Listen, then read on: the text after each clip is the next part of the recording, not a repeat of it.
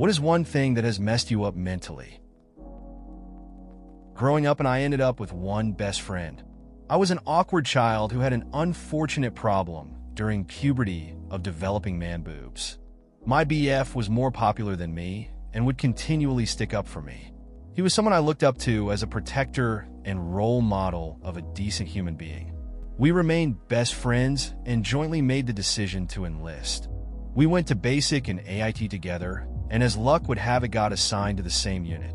We deployed together. He was a couple vehicles in front of me in the convoy. They're the ones that tripped at the IED. When we got to him, his legs were barely attached. He died before the 9 line could even be called. I miss my friend every day, and to this day, I see something sinister behind every piece of litter I see on the side of the road. That story hits hard. Losing a friend like that changes you. It's tough to carry those memories, especially when they're tied to something as traumatic as an IED. It sounds like he was a solid guy, always having your back. That bond you had is something special, but the pain of loss sticks with you forever. It's just a reminder of the strange turns life takes. Thanks for sharing that. I really think I haven't been the same since I found out life didn't go on forever. I mean, I was 4 to 5 when I found that out, and I don't think I've been fully happy ever since.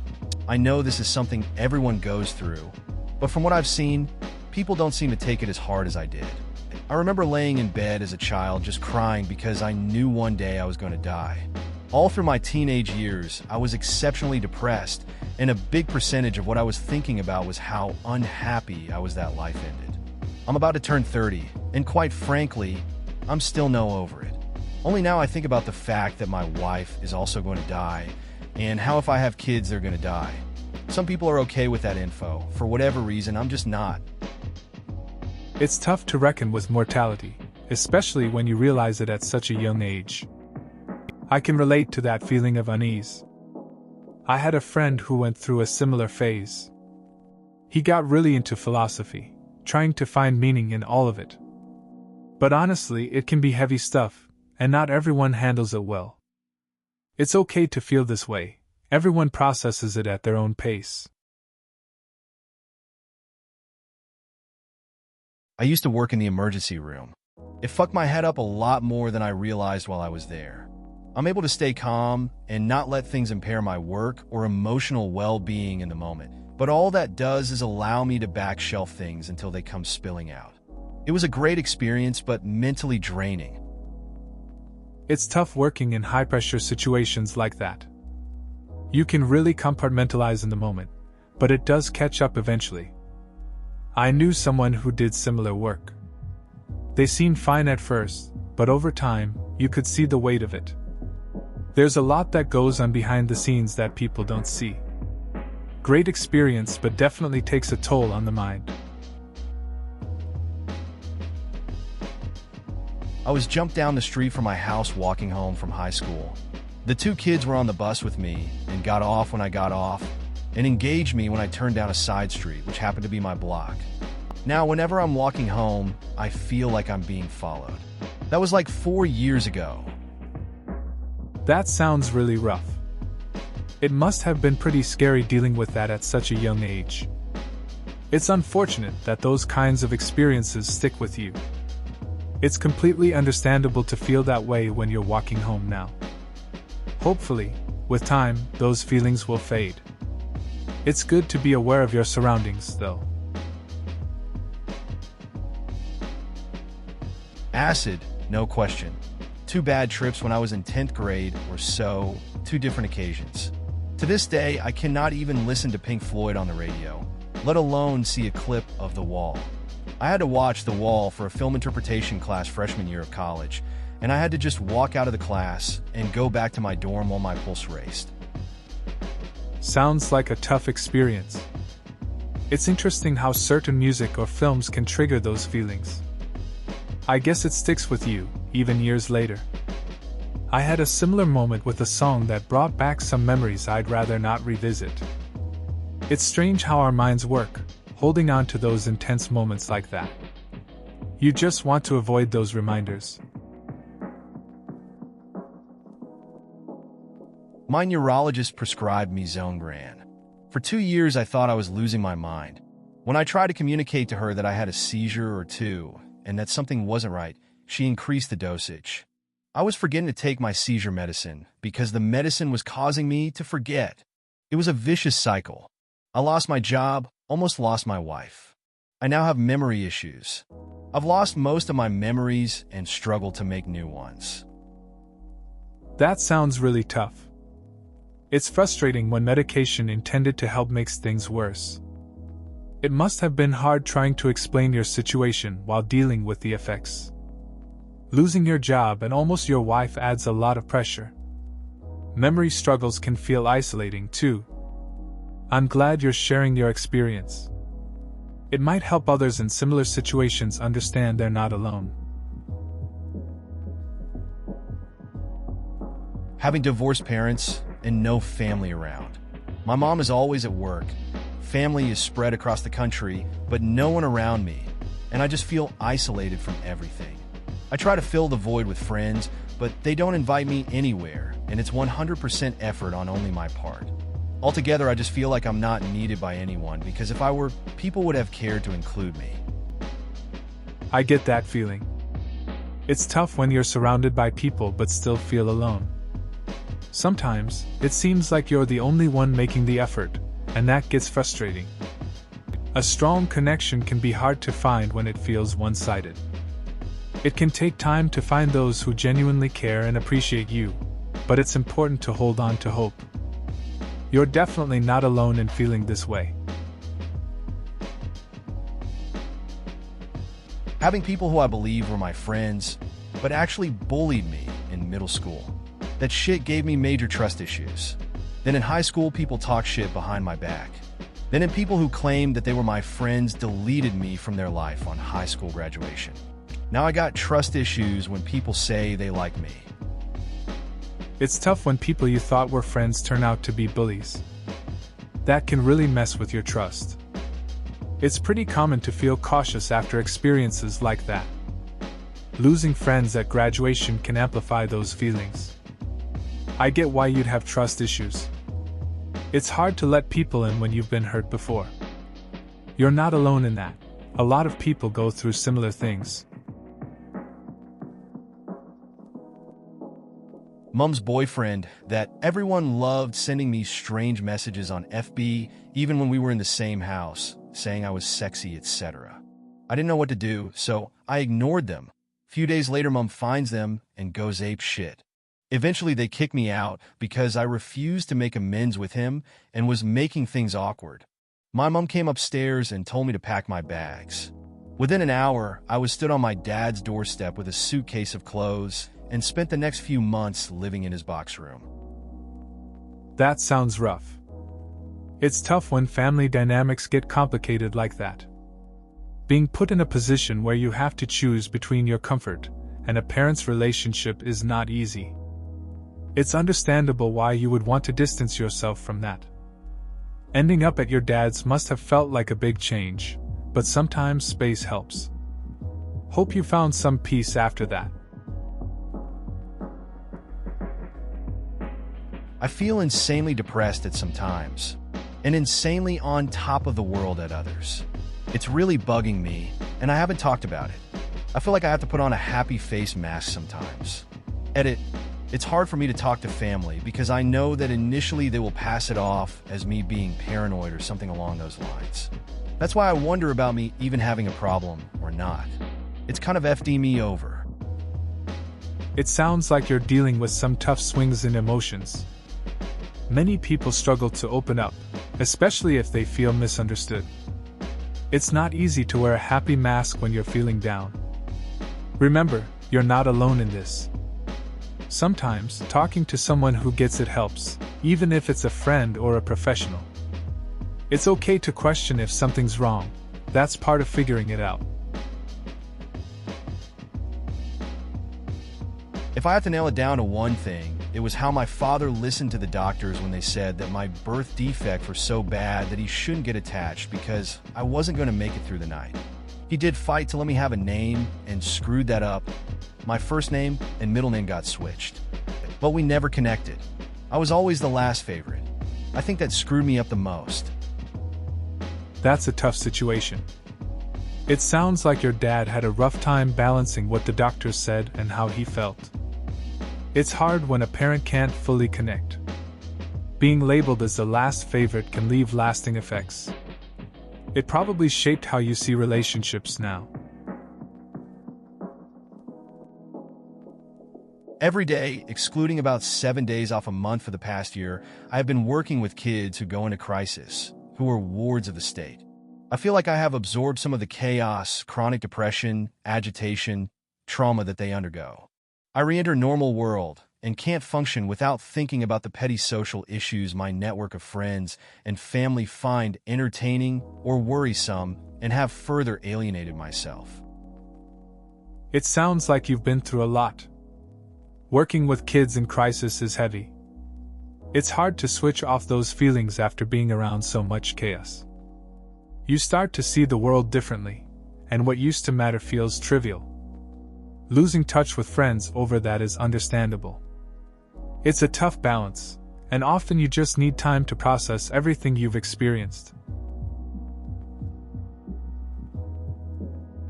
The amount of times that people who I thought were good friends purposely left me out of fun things or did not come to things I invited them to because they were busy, and I find out they were hanging out without me. It makes me not be able to make new friends because I drive them away with my paranoia. It's tough when friends leave you out like that. I think everyone has felt that way at some point. You start doubting your own worth or thinking you're not fun enough. It can mess with your confidence. I had a similar experience once. I noticed some friends hanging out without me, which made me rethink my friendships. It's a cycle that makes it hard to open up to new people. Getting fat-shamed.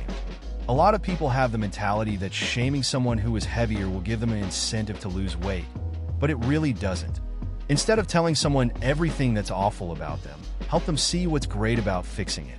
As I've spent more time with friends who really enjoy healthy eating and small portions, and going to the gym with friends who really enjoy it, their love of healthy habits has been wearing off on me and giving me more incentive to live healthy than fat shaming ever gave me. It's true that fat shaming usually backfires. My friend went through a tough time with that, but eventually found a supportive group. They focused more on healthy habits and less on the negative stuff. Now they're doing great. It's about building a positive environment that encourages change, not tearing someone down. I think that's a much better way to inspire someone. My ex. I'm not sure I'll ever feel like I'm good enough for everybody anymore. I just assume that everyone is going to up and leave me in the same way. I'm seeing someone at the moment, and I never tell him, but I'm constantly on edge that he's going to turn around and say that he doesn't want to be with me. Nobody has ever been quite so successful at making me feel quite as shit as that guy did. It's tough to shake off past experiences, especially when they leave a mark. I get that feeling of always waiting for the other shoe to drop. It's hard to build trust when someone's made you feel that way. The trick seems to be not letting those old fears mess with new connections. Just take it one day at a time and try to focus on the present. Probably being broken up with twice for being too attached. After the second time, I realized it was a real problem, so I really worked on isolating myself and also enjoying life while doing so. I have accomplished that. I have no need for friends, and I'm happy with that choice. The only kind of relationship I'm interested in is a romantic one, but I'm scared about getting into one again. One, because I'm so alone and I'm afraid they wouldn't understand, and two, because I'm afraid I'll go back into that clingy version of me and set myself back. I've rejected 2 beautiful girls because of this. It's interesting how attachments can shape our relationships.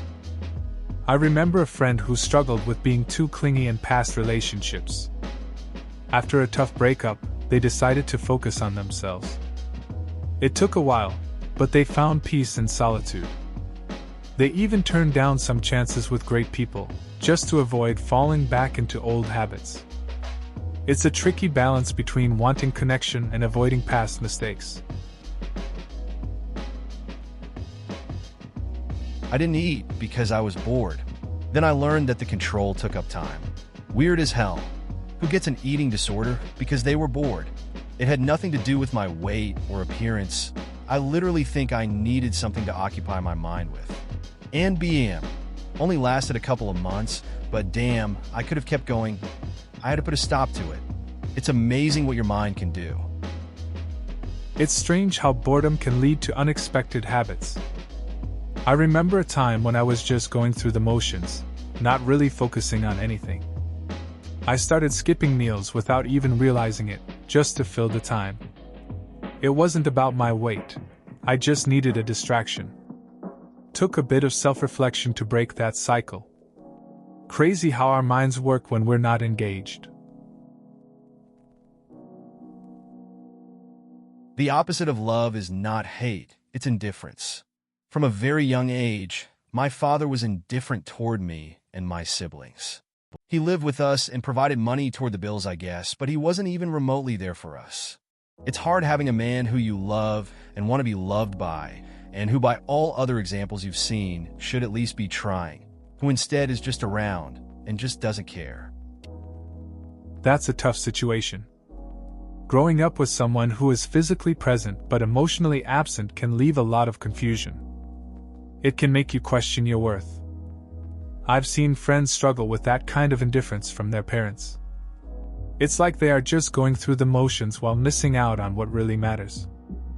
It's interesting how the lack of affection can affect relationships later on. I had a dog that was torn up by fighting dogs in the last country I lived. He survived, just barely. He wouldn't walk for days and had serious health problems for months after. After that day, he aged considerably and now has fat lumps, his breed is prone to them, and a very pale face. His personality hasn't ever been the same since too. If anyone touched him again, I'd kill them. I hope you somehow managed to do all right. That's a rough experience. Dogs really feel things deeply. It's tough to see a pet go through such trauma.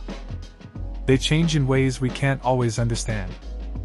You know, I had a buddy whose dog got into a bad situation too, and it took a long time for him to recover. It's hard to watch their struggle and not feel that protective instinct. Hope you and your pup find some peace. My family's dog was poisoned as well. It was about 18 years ago, so I wasn't born yet, but I hear stories about it. Apparently it was because he barked a lot. Our neighbors threw chicken that was dipped in some toxic car engine cleaner over the fence, and he ate it.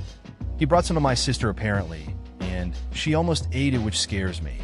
The idiots who did it were tried in civil court and thankfully moved out of the state in shame. That's a tough story. It's wild how some people can be so cruel. The thought of a dog getting poisoned for barking is just messed up. It's good that your sister didn't end up eating any of that. I can't imagine how hard it was for your family back then. At least those neighbors faced some consequences, even if they left the state. Guess that kind of stuff sticks with you. Do you have a dad or other trusted adult? Perhaps they can mediate a situation. You shouldn't be in the house if you're still living with him. I hope you can find a trusted person who can help you, even a counselor, whether you are living there or not. I wish you the best. And if anyone who may be reading this, if you are in a similar situation, please reach out. Things can get better in many ways. It's pretty tough when you're in a bad living situation. I remember when a friend was dealing with stuff at home and didn't know where to turn. He finally talked to a school counselor, which helped him get support. Sometimes just finding someone who listens really makes a difference. If anyone's feeling stuck like that, it's important to reach out. There's always a way forward. Something very similar happened to me in 3rd grade. I'm also ADHD, but I never really considered that there might be a connection between that and what happened. Maybe there was, maybe there wasn't. No way to know now, I guess. Anyway, We were all instructed to pull everything out of our desks, clean the inside, and then replace the contents in an organized manner. I did my best. I really did, but whatever I had done wasn't satisfactory. The teacher walked around inspecting each desk. When she got to mine, she told me I had to do it again. So she dumped my stuff onto the floor and arranged the other students into a circle around me. She made them watch in silence as I reorganized my desk again, crying the entire time. I was humiliated, but I didn't realize just how fucked up the situation was until I looked at my classmates. My eyes found my best friend, and I saw that she was crying too. I can relate to that feeling. In middle school, I had a similar experience during a group project. I put in a lot of effort, but when we presented, the teacher criticized my part harshly. I remember looking at my friends who were silently supportive, but it didn't make it any easier. We all experience pressure in different ways, and it's weird how those moments stick with you for years. Similar thing, when I was first diagnosed with depression in 4th grade, my teacher was so insensitive. A normal symptom is complete just loss of control and breaking down into tears. And I was in 4th grade too, so I did it even more. I was never even loud or anything, I just kind of kept to myself during it. Never bothered anyone. But every time she would shout at me, "You need to suck it up, you're in 4th grade," or "Go out in the hall if you're going to do that," which I always refused to, are things she had said. I only did this once a month, twice at most, because it's so hard to send me to guidance instead of shouting at me. Fortunately, every time, my mom found out and would send her an email about it and tell her it was wrong.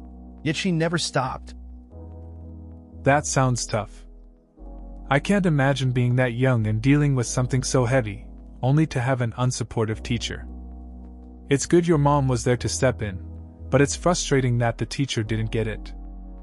It's wild how some adults can be and not understand what kids are going through.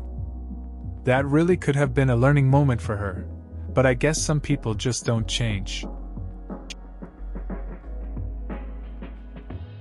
OMG, a teacher dumped everything out of my desk too. Was it 2nd grade or 1st or 4th? Can't remember, but all my stuff started rolling across the floor, and everyone laughed at me. Why did she single me out? Because she thought I was messy. She stuck a yardstick into the open part of my desk and used it to knock everything out. This was decades ago, and it still makes me burn with shame and fury. The day it happened, I just knelt on the floor, silently picking up my stuff, trying unsuccessfully not to cry. That sounds tough. It's crazy how stuff like that can stick with you for years. I can remember a time in school when I had a similar experience. Everyone watching, feeling embarrassed. It's just rough being singled out like that. You hope it gets better, but those moments can linger. It's all part of growing up, I guess, but it doesn't make it any easier to deal with at the time. One of my legs is shorter, like 6 centimeters shorter, which causes me to run with a limp. I had a similar teacher, but for phys. I was terrible at it, even though I tried the hardest I could.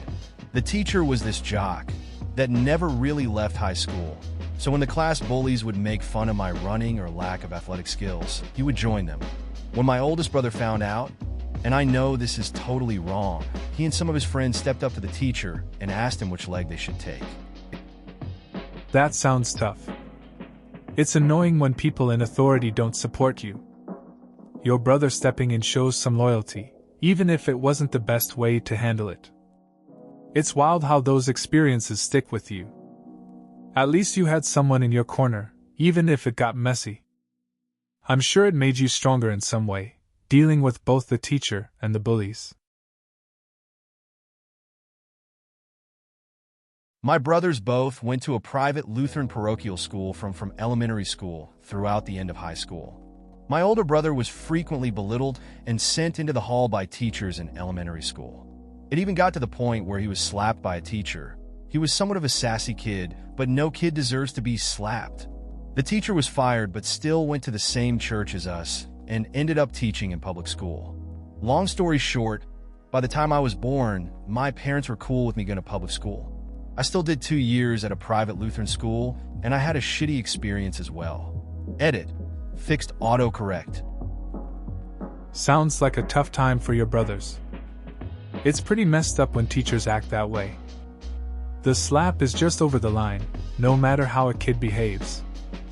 It's good your parents changed their minds about school options.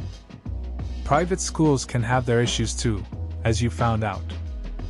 Overall, bad experiences can really shape how we see education and authority figures. Hope things got better for you later on.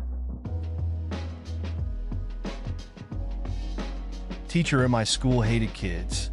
She taught Microsoft Excel. I'd been using Excel for years, so I knew it very well. However, I started out as one of the worst students because I had been using a previous version. Once I got the hang of it, I could do the assignments faster than the teacher. I was sent out many times for cheating. That sounds like a pretty tough situation. It's wild how a teacher can hold a grudge. It's funny though, you were just trying to get things done faster. It's also kind of impressive that you adapted so quickly. Getting sent out for cheating must have been frustrating, especially when you knew what you were doing.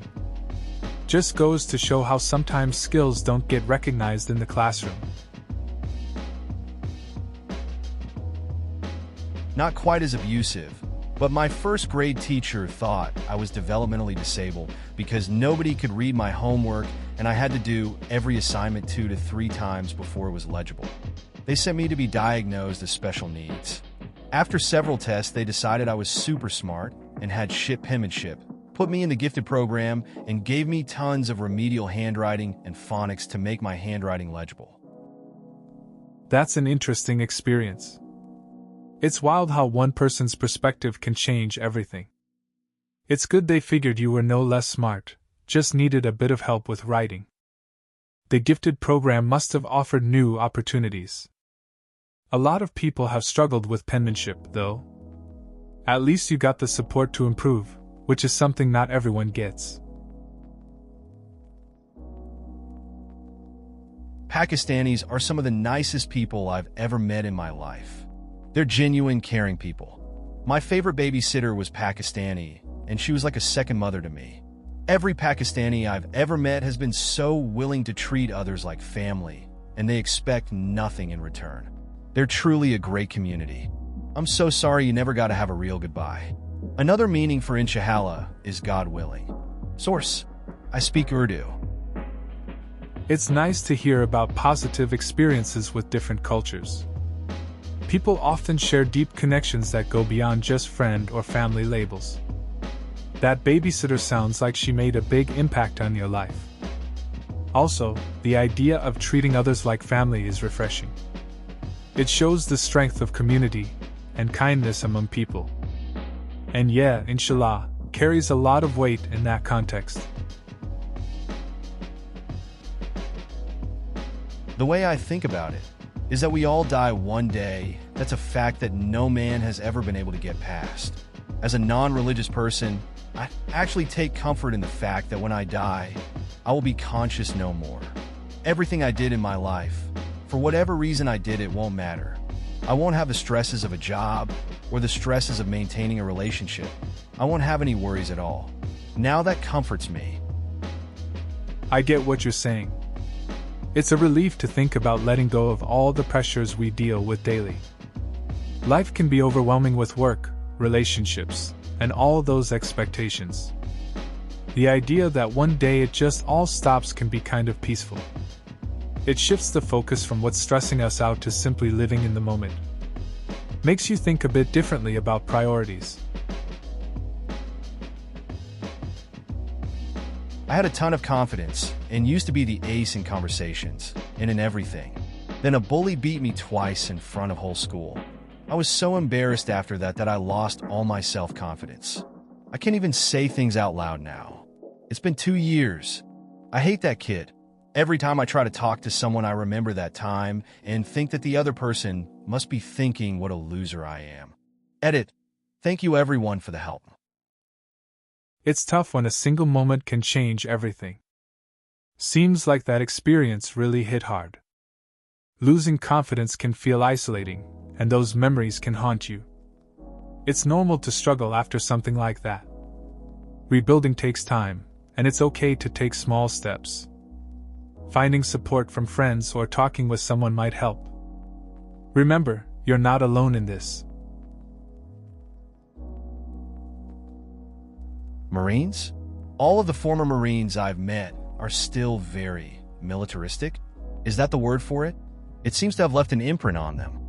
This is actually one thing that makes me worry a bit, because I want to join Air Force ROTC when I start college next year.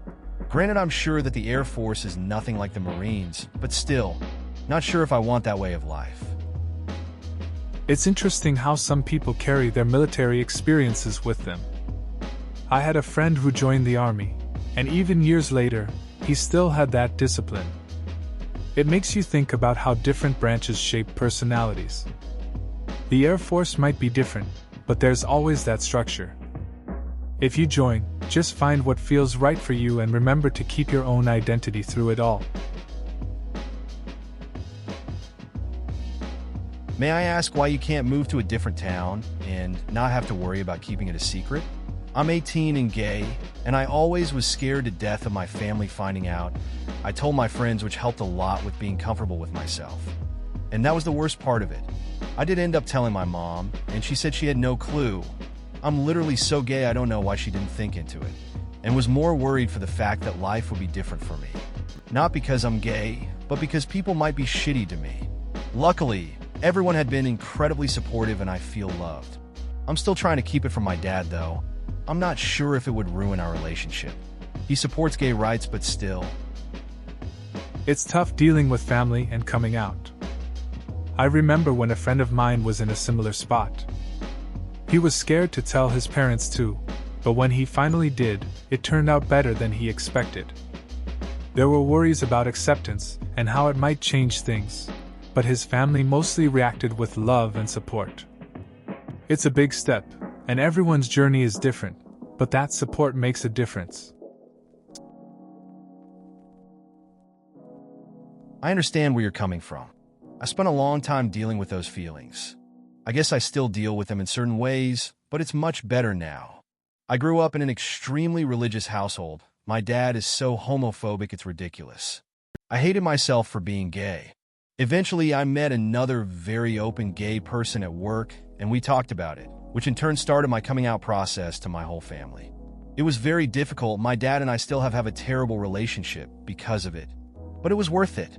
I now am with an amazing woman and have never been happier. You should tell somebody you trust. It'll be a huge weight off your shoulders. And maybe it'll begin to help propel you past just existing. Feel free to PM me if you ever want to talk. It's tough when you're raised in a strict environment like that. It took a lot of courage to talk to someone and start coming out. Relationships can be strained, especially with family, but it sounds like you found your happiness. Connecting with someone who understands is really important. Sharing that burden can make a big difference. Glad to hear you're in a good place now, and I'm sure others can find hope in your story. When I was in college, I had a friend that was gay. He would bring me home to his parents and say I was his girlfriend to keep his father off his back.